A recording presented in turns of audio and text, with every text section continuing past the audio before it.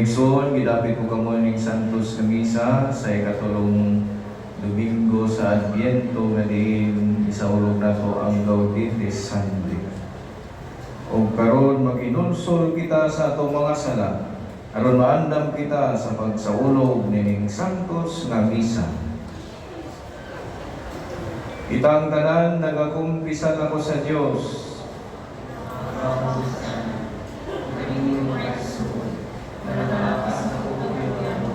Sa huna-huna, sa pulong ug sa buhat, ug sa wala pagbuhat sa kinahanglang buhaton, kay akong sala, akong rakong sala. Sa talang mga anghel mga santos, ug kaninyo mga igsoon, kanyo kong iampo sa Ginoo nga atong Dios. Kaluyan ta kita sa Dios na magagamong sa tanan ug pasayloon sa atong mga sala. Danon ta kita niya ngadto sa kinabuhing dayon. Amen. Magampo kita, O Dios, nagtanaw ikaw sa imong katawhan, nga nagpaabot sa makanunayon nga pagtuo sa pangiling sa pagkatao sa Ginoo. Itugod nga magadangat kami sa mga kalipay sa kaluwasan, ug sa kanunay makasaulog kami niniuban sa dakong kadasig ug kalipay. Kini among gipangayo, pinaagi sa mong Jesucristo imong anak, nga buyog-aliuban kanimong sa Espiritu Santo, Diyos hangtod sa kahangturan.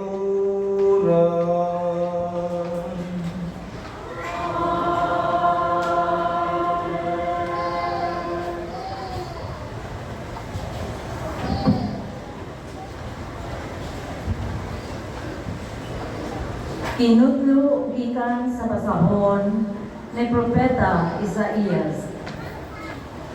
Mamaya ang kamingawan o mulambo sa disyerto ang kabulakan.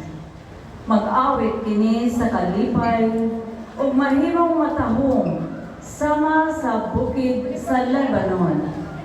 Ingon, katabunog sa Carmel o sa Saron. Makita sa katawan ang himaya sa Ginoo o kahalangdon o gahom sa atong Dios. Busa, liguna ang mga kamot nga wala nay umoy o ang mga tuhod nga luya na o ina ang nakabsa na paglaom. Pagmaisog o kayaw kahadlok, muanha ang imong Dios aron sa pagpanimalos sa imong mga kaaway o iya kamong luwason. Makakita naon niya ang buta o magadungog na ang bumol. Maglukso-lukso na ang bakol daw lagsaw o mag-awit ang amang sa kalipay. Kay dito sa kamingawan, mudagayday ang tubig o may mga sapat na ang disyerto. Unya, mamauli sila sa Jerusalem nga mag-awit o malipayon sila hangtod sa hangtod. O ang kasubo o ang mga pamupaw mahanaw sa dayon. Ang pulong sa Ginoo. Salamat sa Diyos.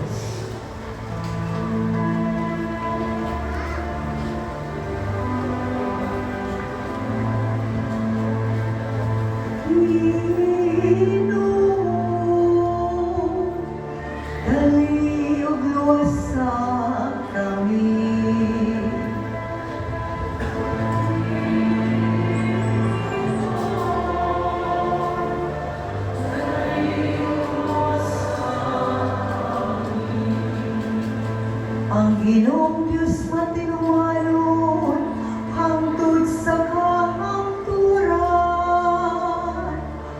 Giampihan niyang katarong alang sa mga gidaog-daog.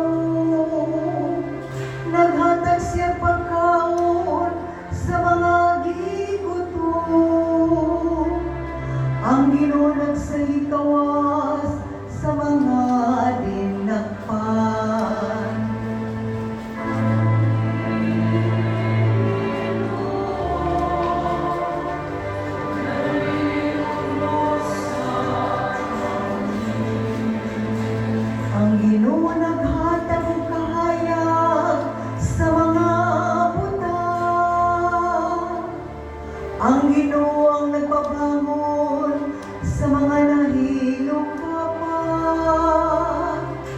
ang Ginoo na higugma sa matarong,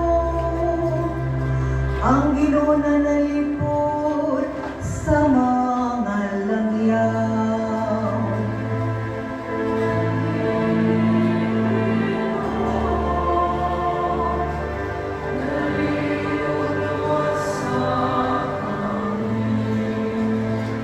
Tabangan niyang mga ilog umalong,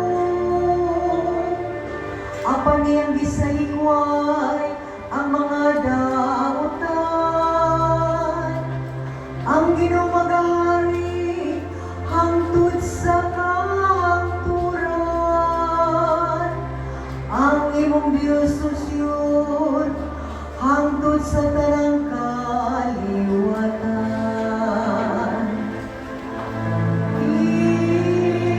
Ginoo, dali ug iwasak namin.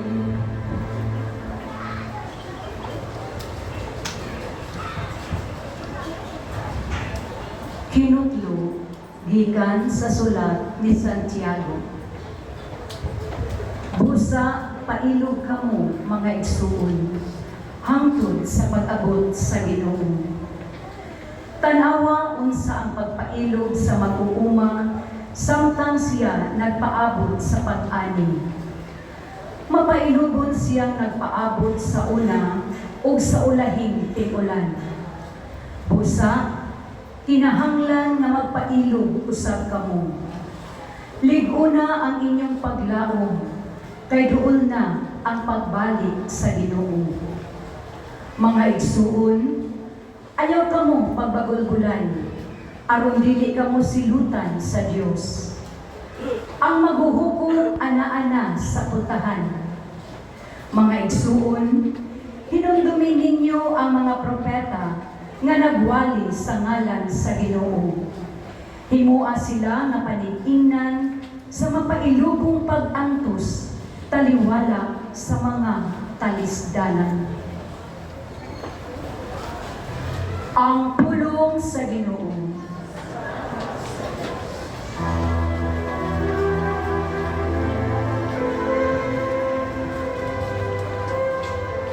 Ang Ginoo manaka ninyo.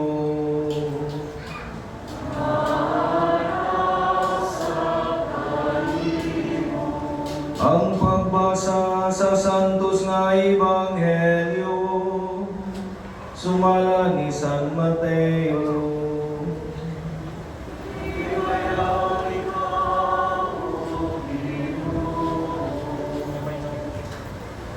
Sa pagkadungog ni Juan nga magpupunyag didto sa prisuhan bahin sa gihimo ni Kristo, gipaadto niya kang Hesus ang pipila sa iyang mga tinun-an. Ug nangutana sila kang Hesus, sultihi kami, ikaw ba ang gingon ni Juan nga muani kung magpaabot pa kaming lain? Si Hesus mitubag, pamahuli kamo ug sugin ni si Juan sa inyong nadungog ug nakita. Ang mga buta nakakita, ang mga bakol nakalakaw, ang mga sanlahon nangaayo, ang mga bungol nakadungog, ang mga minatay nangabanhaw, ug ang maayong balita gisangyaw ngadto sa mga kabus. Bulahan kadtong wala magduha-duha kanako. Samtang na mahuli ang mga tinunan ni Juan, si Jesus maingon sa mga tao may tungod kang Juan. Sapagkat ninyo kang Juan dito sa dapit nga wow, unsay buot ninyong makita?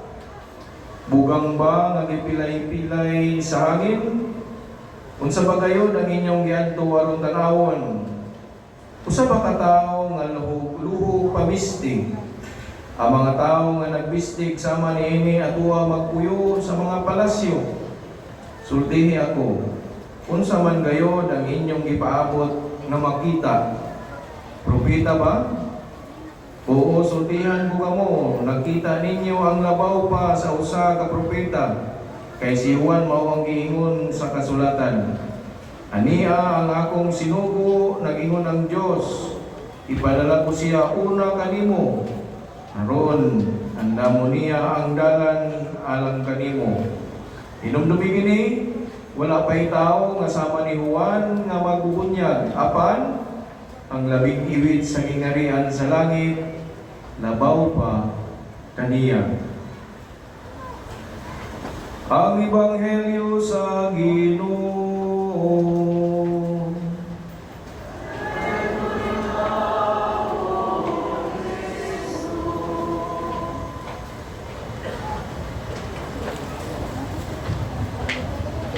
Karong Domingo ang isaulog nato o ang Gaudete Sunday, pagmaya.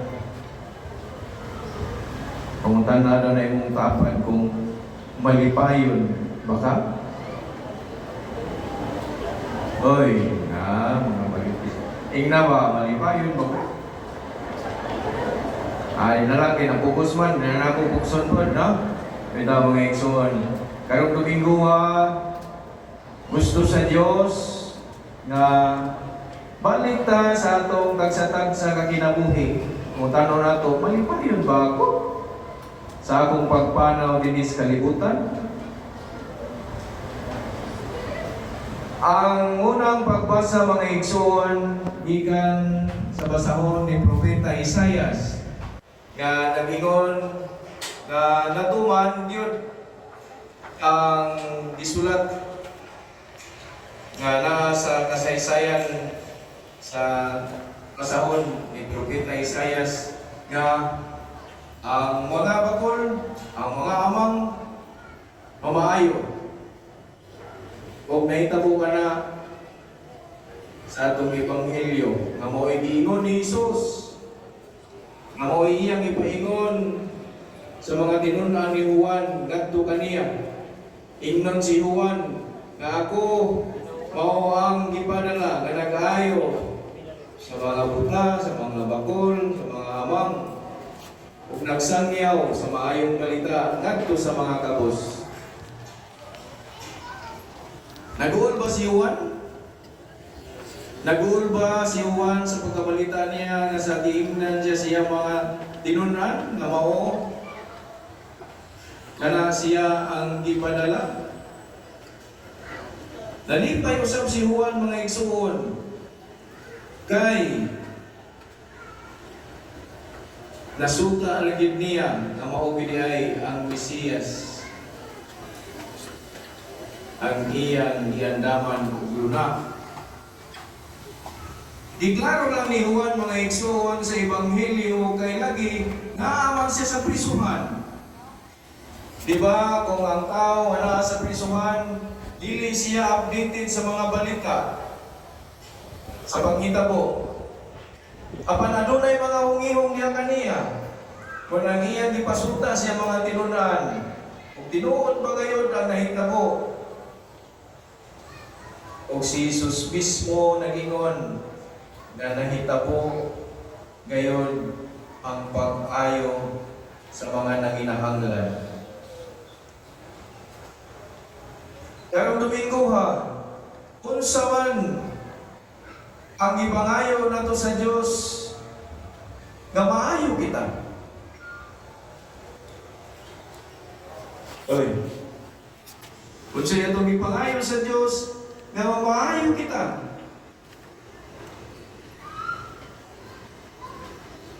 Inauton ta nga naadi ipangayo sa Dios nga kinahanglan nato kung susihon ang atong kanlag. Kaya ron, makapahimot kita sa Diyos o sa atong isig na tao. Ang ipangayo sa Diyos, mga igsoon, aron kita malipay, mauang pagpasaylo sa atong kaigsuunan. Labi na ngayon sa atong tagsatag sa kapamilya. Kay kana siya, diha palangdaan, ma-feel yun nato nga nagsaulog kita karon sa Gaudete Sunday. Makahatag kalipay. Sige, pangutan na, makahatag magagpalit kalipay sa misig ka tao kung wala ka kapasaylo? Ha? Nakahatag ka ba? Wala no? So, karong Domingo ha, giawhag kita sa Dios, halik sa atong kaugalingon. Kinsaman ang angay na itong pahalipayan. Usa na diha ang Diyos. Malipay siya nato kung kita makahatag usa og pasaylo sa itong isig ka tao. Kay outly ang imong kasing-kasing sa paghatag og pasaylo. Ang Christmas mga igsoon, mao nay pag-abli sa atong kasing-kasing aron makasulod si Kristo. Kinsa man ang Kristo nga atong gipasulod? Ang tagsa-tagsa kanatong mga igsoon nga nanuktok sa atong kasing-kasing. Ang atong mga igsoon nga nangayo sa atong kinasing-kasing na pasaylo. Makahatag kag kalipay sa Dios o sa imong isig katao. No? Lisod siya, moingon din mo, lisod kay Paderoy. Pero ang giingon sa ikaduhang pagbasa, adunay paglaom nga atong masinati kung hinay-hinaya nato pag-abli ang atong kasing-kasing. Kung dili ganin nato na hinay-hinayan pag-abli, wala lang kayo mahitabo. Daghan niya pong nagmasulukon sa pagsugat sa Pasko. Tungod kay lagi kitang mga tao wala gihapon kapasaylo sa nangayo o nanuktok sa inyong o sa atong kasing-kasing. Wala, pagsaulog sa Gauditis hindi, makahatag ang kalipay sa inyong isig na tao. Uli kasi niyang balay, may sumaili kasi mong bana nga musimba. Ipasaylo na di ka, bisag ko nasala ka. Uli kasi niyang balay, musmail kasi mong nanay, ayaw kapalakas mayroon nunay. Ay kapalakas sa tuition ay. Di kay baloko, makakita ka. Bitaw, ngayon kang pasaylo. Ipakita ang tinunanay nga nagtinarong ka sa pag-eskwela. Muna'y kalipay kay mong ihatag sa imong ginikanan. Di kay kasuko, iniguli, dalanan ni mo og regalo. Nga nagdagandagan na. Ang kalipay nga po, kay na si Apo. Bitaw mga igsoon, kalipay ang atong dalpon. Kalipay ang atong i-share. Dili kay kalipay nga mga kalibutanon. Kalipay nga kadawat ka og regalo karon. Ha? Ang dinunanay nga kalipay mga pasaylo kita. Wow, ginahatang regalo. Nga idalon o ihatag. Dili lang dayan-dayan sa kalibutanon kapag hinahanglan. Walang awak sa Diyos atong puyan ang iyang mensahe. Aron kita makapaambit sa kinasing-kasing. Naawat na karon sa simbahan. Matag Domingo kita mo simba. Puigig ka na. Kay malipay ang Diyos na magsudong nato. Kung kanising-kasing kitang mutahan kung halad sa atong kawalingon nato kaniya. Kita mga tao sa pagpadayon ng Santos na Misa, maningkamot kita sa pagpuyo sa pagkabalaan. Maningkamot kita sa pagbuhat og maayo. Aron kahimutan kita sa Dios o sa atong isig katao. Kaya ang Ebanghelyo nag-ingon, ang naulahi, mao ang pasidugan. Igugmao na to ang Diyos labaw sa tanan, ug igugmao na to sa ang atong isig katao, aron makahatag kita og kalipay. Kitang tanan, nagatuo. Ako sa Diyos Amahan, agaw sa tanan. Mabubuhat sa langit ug sa yuta.